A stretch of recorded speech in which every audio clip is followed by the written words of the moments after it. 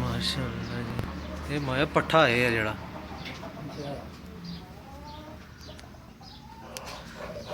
चलो ठीक है।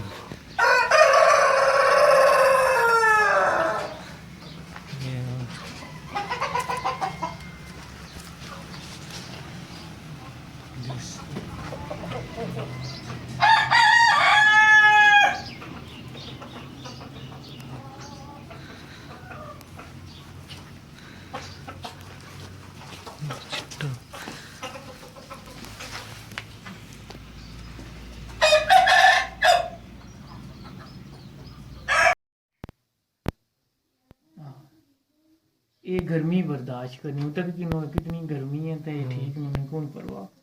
ये जियां तो थोड़ा मुंह खोल लिया इन्ना की मसला है इसना थोड़ा जा इन्ना की टाइफाइड ना मसला जरा हल्का जा हूँ ठीक हो गई दवाई लाई सी ये तां करनी है गर्मी बाकी ये कौन करनी बाकी काली जिथे भी तक्की ना एस्ट्रोलाब जेड़ी भी है वो गर्मी